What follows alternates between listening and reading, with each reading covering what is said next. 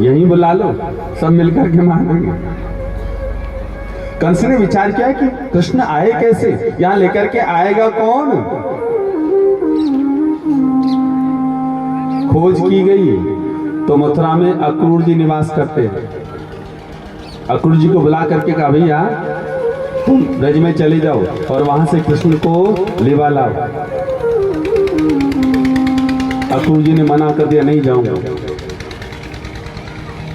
कंस तो दुष्ट ठहरा, तलवार निकाल और बोले, अक्रूर अगर तुम नहीं जाओगे ना तो पहले तो तुम्हें मारूंगा और उसके बाद ब्रज मंडल पर आक्रमण कर दूंगा, सारा ब्रज नष्ट हो जाएगा। अक्रूर जी विचार कर ले, ये दुष्ट मानने वाला तो है, और मैंने तो सुना है कि जो ब्रज में बाबा नंद के यहाँ जो बालक निवास कर रहा है वो बालक कोई और नहीं, वसुदेव का ही पुत्र है, और जब तक वो लौट करके नहीं आएगा मथुरा का उद्धार भी नहीं होगा। और ऐसा विचार करते हैं।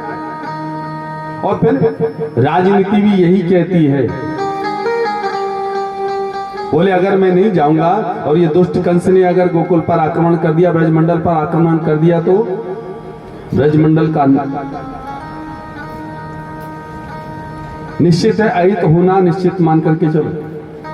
और अगर वो बालक साधारण है, अगर वो बालक साधारण है तो उस बालक का बलिदान देकर के अगर राज्य को बचाया जाए तो भी उत्तम है।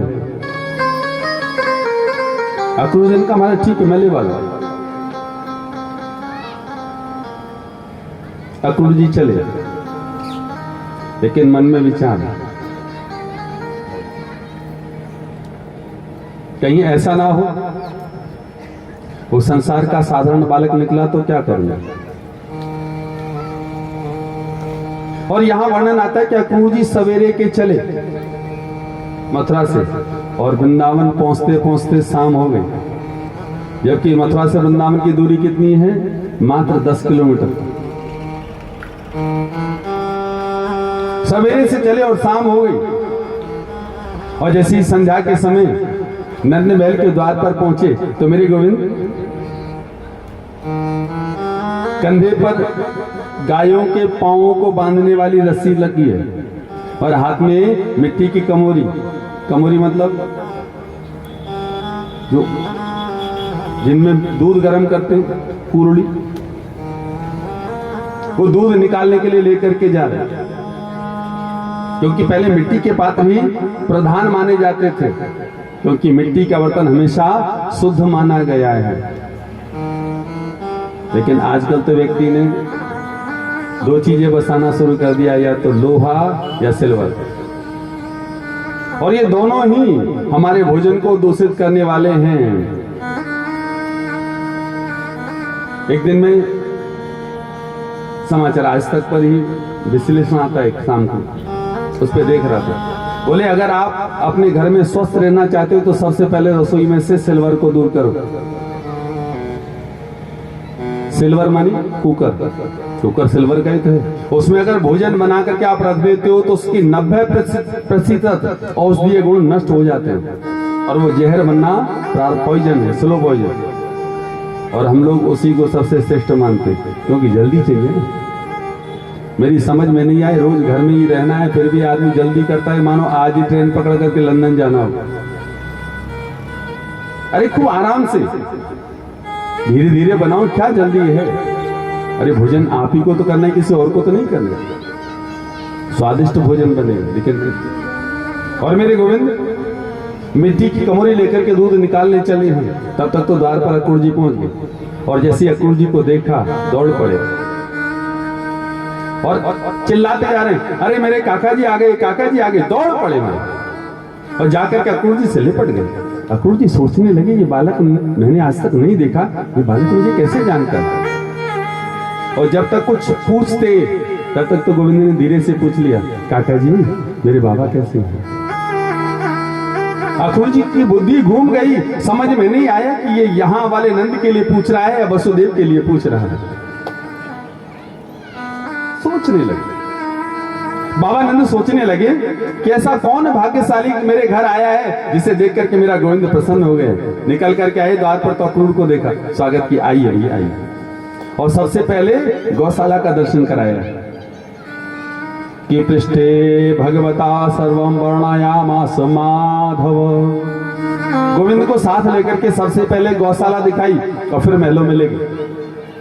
गौशाला क्यों दिखाई? मानव संकेत, भैया अक्रूर जी तुम चिंता मत करना, घर में किसी चीज की कोई कमी नहीं है, खूब 9 लाख गायें हैं, दूध दही खूब बड़े प्रेम से खाओ। ने? और स्वाभाविक है जिसके दरवाजे पर हाथी बंधा हो, हाथी मतलब वर्तमान में भैंस को ही हाथी से कम मत समझो।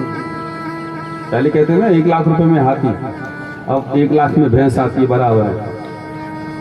तो जिसके दरवाजे पर हाथी बंधा हो वो घर में जाएगा, जो जाने वाला समझ जाएगा अरे कोई चिंता नहीं, घर में सब व्यवस्थाएं। तो इसलिए पहले गौ का दर्शन कराया। माँ यशोदा ने सुंदर भोजन बनाया, बड़े प्रेम से भोजन किया। और जब सेन का नंबर आया, सेन का समय आया ना, तब जाकर के नंद बाबा पहुंचे और पूछ लिया, भैया तुम्हारे आने का प्रयोजन क्या है? कब पूछा है? जब पहले भोजन करा दिया है, विश्राम की व्यवस्था कर दी है तब। और वर्तमान में घर में आदमी घुसे नहीं उससे पहले कैसे आए? आदमी रुकना चाहेगा आपके घर? और आजकल तो एक चलो जाती चाय पिला दो तो सोचेगा तो हो गया काम, चलो। जो आदमी 2 मिनट बैठना भी चाहे ना, रुको चाय में, तुरंत चाय आ जाए, आदमी चाय पी के निकल, अब क्या है और कुछ चाहिए क्या? पहले चाय मिल गई और क्या चाहिए, है क्या? जबकि ये ध्यान रखो, घर में अगर कोई व्यक्ति आए ना तो सबसे पहले, हर किसी के लिए नहीं है ये नियम, ध्यान ऐसा मत कहना कि महाराज ने कहा था कि अनजान को घर में घुसा होने, जिससे आप जानते हो, जो आपका परिचित है, आपका संबंधी, आपका व्यवहारिक है, आपका मित्र है, सबसे पहले आते ही ये नहीं आओ, अरे आप बहुत दिनों बाद आए, बैठो बैठो, जो भी आपके पास उपलब्ध है, जल है, चाय, जो भी आप, वो बाद में, पहले बैठाओ। जब वो कहे नहीं जल्दी जाना, अरे बैठो तो सही, चाय तो पहले पानी तो पियो, फिर पानी पी लिया, फिर जब वो जाने की कहे अरे रुको तो सही, अभी आए हो तो 2 मिनट तो देखो, ये प्रेम का प्रदर्शन।